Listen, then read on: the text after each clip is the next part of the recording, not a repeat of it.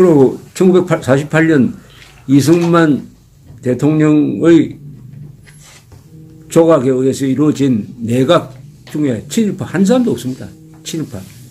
다 독립운동가입니다. 그 장관들. 다. 그러나 당시에 북한의 국가지도부, 북한의 국가지도부에는 친일파가 수두룩하죠. 저 친족에도 있고. 북한에 공군을 만든 사람들은 다 일본 공군 파이로트들 아닙니까? 6.25 때 첫날 서울을 폭격한 그 조종사들이 다 일본 군대에서 일본 군인으로 뛰었던 사람들 아닙니까? 그런데 북한은 친일파를 숙청했다는 거짓말을 하고 있습니다. 김일성 동생 자신이. 그래, 김성주가, 네. 김명주가 일본군의 통역 장교였습니다. 통역. 장교인지 뭔지 모르냐. 뭐, 그쯤 됐을 거예요. 예. 그러니까 북한에서 친일파 숙청했다는 말은 거짓말입니다. 북한에서는 협조하는 친일파는 봐주고 협조하지 않는 친일파를 숙청한 거죠. 이런 생각을 가지고 있습니다. 그 다음에 대한민국이 묻는다는 대담집에 보니까 문재인 대통령이 이렇게 이야기합니다. 친일 세력이 해방되고 난 이후에도 여전히 떵떵거리고 독재 군부 세력과 안보를 빙자한 사이비 보수 세력은 민주화 이후에도 우리 사회를 계속 지배해 나가고 그때그때 화장만 바꾸는 겁니다. 친일에서 반공으로 또는 산업화 세력으로 지역주의를 이용한 보수라는 이름으로 이것이 정말로 위선적인 허위의 세력들이거든요. 그럼 대한민국 주류 세력이 친일, 독재, 군부, 안보, 보수, 반공, 산업화. 이 사람들이 위선적인 허위의 세력이다. 그리고 적폐 대상이다. 숙청 대상이다. 하는 역사관을 갖고 있습니다. 이것 또한 이 계급적 민족주의 또는 인종적 민족주의에 입각한 역사관입니다. 여기 한국의 북한에서 쓰는 이 민족 흉기로서의 민족, 이것을 이 효과를 극대화시키는 게 바로 그 민족 뒤에 붙어 있는 반일입니다. 반일과 민족을 결합시켜서 씁니다. 그렇게 하니까 조금이라도 일본에 협조했으면 이건 민족 반역자다. 이렇게 몰고 가는 거죠. 민족이란 이름과 더불어 한국의 역사관을 그르치고 한국 사람들의 이 판단력을 그르치는 게 친일이란 말입니다. 친일. 지금 친일 인명사진 같은 데 보면은 박정희까지도 친일에 넣어놓고 친일 인명사진에 들어가 있는 사람 명단을 쭉 보면은 이거 전부 다 대한민국 발전에 앞장선 사람들 아닙니까? 백선엽 장군, 신연학 씨, 모윤수, 뭐 이런 사람 다, 그러고 한국 최초의 주식회사를 운영한 경성방직의 김연수, 김성수, 왜 그랬겠습니까? 친일과 민족이란 말을 합성시켜가지고 대한민국 주류 세력, 대한민국 건설 세력을 단죄하고 숙청하려는 피 묻은 역사관이 바로 이런 계급적 민족주의, 인종적 민족주의에 입각한 이 민족이라는 흉기인데 이것이 먹혀 들어가서 드디어 민족 반역자의 손자가 호감도 27%가 되는 나라가 됐습니다. 가공할 사태입니다. 그러니까 이게 국민들의 분별력을, 공동체를 유지하는 데 꼭 필요한 3대 분별력, 진위, 피하, 선악 분별력을 다 마비시키고 황폐화시켜 버렸습니다. 한국 사람들의 판단력이 아주 이 원초적 원시 상태로 돌아가 버리고 말았습니다. 원시 상태로 따라. 그래서 반일 감정 조금만 자극하면 막 들고 일어나 가지고 일본을 욕하는데 중국 비행기가 울릉도하고 독도 사이로 지나갔다 해도 가만히 있어요. 가만히 있습니다. 일본 이야기만 나오면 발작적으로 감정적으로 반응을 하는데 중국, 북한, 러시아가 한국에 대해서 무례한 짓을 해도 가만히 있습니다. 가만히. 이것은 이 민족주의의 또 다른 요인 하나가 사대주의가 겹쳐 있는 거죠. 친중사대주의. 친중사대주의. 감정적 반일.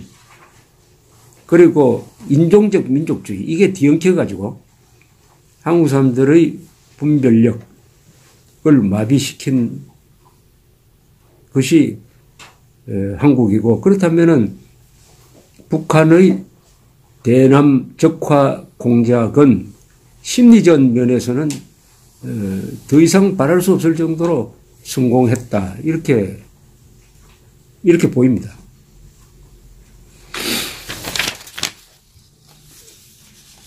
지금 문재인 정권의 외교 안보 정책을 단어 4개로 요약할 수가 있습니다. 탈미, 미국에서 벗어난다. 친중, 반일, 북한과 통한다. 통북. 탈미, 친중, 반일, 통북. 이 한자가 역시 좋아요. 이건 제가 지은 말이 아니고 일군사령관 했던 박정희 장군이 어디서 발표하는 걸 제가 기억했다가 탈미, 친중, 반일, 통북. 요 4개가 동시진행입니다. 요 4 정책을 뒷받침하는 게 바로 아까 말씀드린 가짜 민족주의입니다. 가짜 평화죠. 그런데 이 4개를 더해버리면 뭐가 됩니까? 이거 더하기 이거 더 이퀄 뭐가 되죠? 공산화 또는 대한민국의 망국 아닙니까? 이대로 가면은. 적과 친하고 우방국과 척을 진다. 전체주의 국가와 친하고 자유민주주의 국가와 멀어진다. 맞죠? 그 노선 아닙니까? 그러니까 제가 먼저 이념을 먼저 이야기하고 그 다음에 외교 정책을 이야기하는 이유가 있습니다. 공산주의자들, 좌익들의 행태를 분석하는 데는 이념이 먼저입니다. 이념으로 분석을 해야 됩니다. 어떤 이익이라든지 이런 것보다는 이념으로 분석하면 거의 정확하게 맞습니다. 이념입니다. 이념적 인간형입니다. 문재인 대통령은 노무현보다 어떤 점에서는 김대중보다 더 이념적 인간형이에요. 이념에 맞춰서 행동을 합니다. 그 사람의 행동과 정책을 지배하는 것은 이념입니다. 이념. 그러니까 이념을 규명을 하면은 탈미, 친중, 반일, 통북 정책은 자동적으로 나오게 되어 있는 거죠. 나오게 됩니다. 이념이 한국에서 제일 중요한 전략입니다. 이념이 가장 큰 전략입니다. 탈미, 친중, 반일, 통북은 계급 투쟁적 이념, 계급 투쟁적 역사관의 반영입니다. 좌파를 뭐라고 규정하느냐? 계급 투쟁론자입니다. 계급 투쟁론을 발전시켜서 사람은 칼 마르크스죠. 그것을 혁명 이론으로 더 다듬은 사람은 레닌이죠. 그것을 더 극단화시켰다기보다는 더 타락시킨 게 북한의 주체사상이죠. 북한의 주체사상은 공산주의와 뭐 다른 유교적 뭐 명분론 등등이 합쳐진 아주 이게 괴물인데 출발점은 계급투쟁론입니다.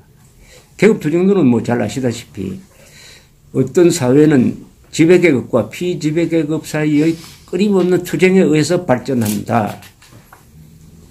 법치라든지 뭐 헌법이라든지 전통이라든지 도덕이라는 것은 지배계급이 피지배계급을 다스리기 위한 것이지 그게 별것 아니다. 피지배계급은 그런 걸 다 구애받지 말고 법치나 도덕성 뭐 거짓말 뭐 이런 거 다 무시해버리고 다 정권만 잡으면 된다. 정권을 잡는 데는 법이 필요하면 이용하고 불필요하면 법 무시하면 된다. 이거 아닙니까? 그게 계급투쟁론입니다. 이 계급투쟁론을 가진 정권은 외교정책에서는 제국주의적 시각을 가집니다.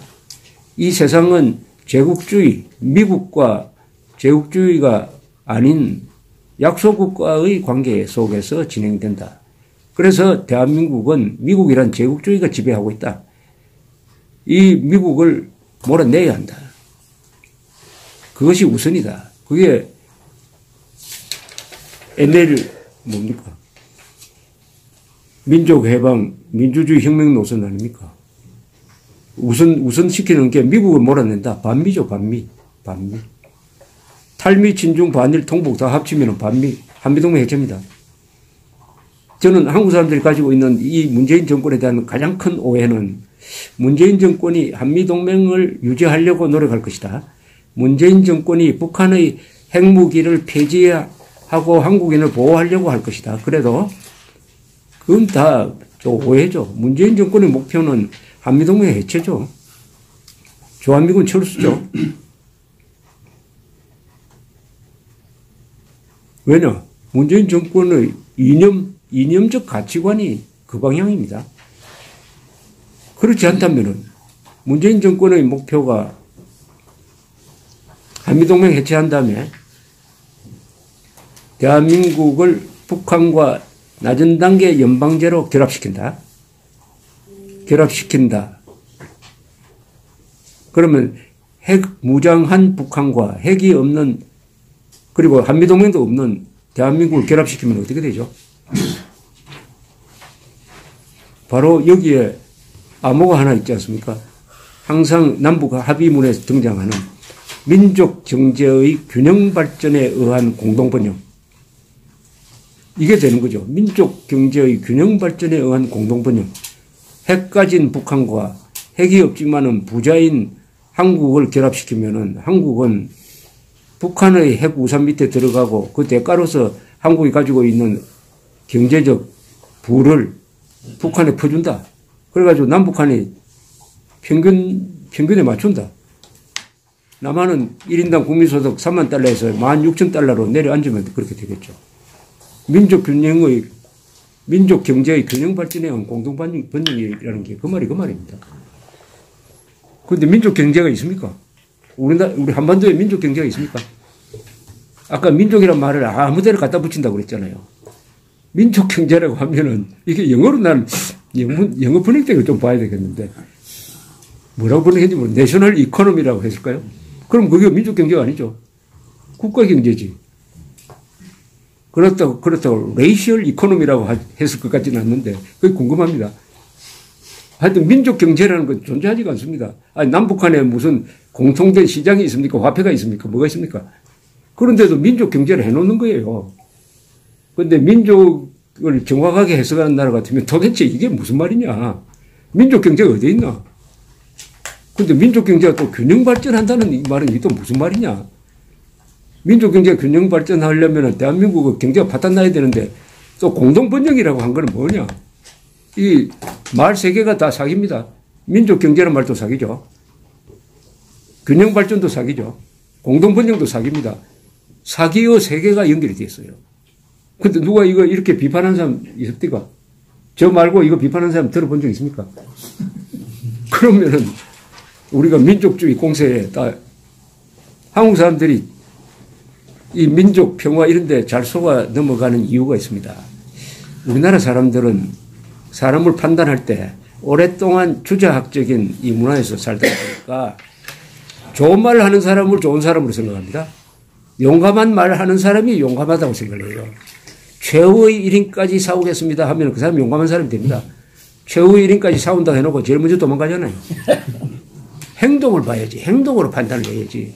어떻게 말로 판단을 합니까? 근데 한국 사람들은 이게 주자학적인 유교 문화에서 오래 살다 보니까 말 잘하고 글 잘하는 사람을 굉장히 높게 봅니다. 그 대신 군인이라든지 기업인들 땀 흘리는 사람을 낮춰봐요. 그런 데는 이 민족을 앞세운 선동이 기가 막히게 먹힙니다. 제가 한번 실험을 해볼까요? 비 오는 달밤에 단둘이 홀로 앉아 지나간 미래를 추억한다. 말 됩니까? 비 오는 달밤에 단둘이 홀로 앉아 지나간 미래를 추억한다. 그런데 근사하게 보이죠. 이런 좋은 말만 딱 나열해가지고 이야기해버리면요. 사람들 다 넘어갑니다. 문재인 대통령의 요새 연설을 한번 보세요. 좋은 말만 다 합니다. 얼마 전에 연설한 걸 보니까 혁신과 성장, 이 두 말 가지고 혁신을 해야 성장합니다. 성장해야 복지를 이룰 수가 있습니다. 그러려면 또 혁신을 해야 됩니다. 그 말 가지고 또 옛날 유교 선비들이 상소문 올릴 때 쓰던 공허한 말의 연속입니다. 왜 이런 말을 하느냐? 그 말을 하는 사람은 목표가 있습니다. 그런 말을 해가지고 사람들을 속여가지고 정권 연장에 이용하겠다는 겁니다. 그럼 이 계급투쟁론자들의 목표는 뭐냐?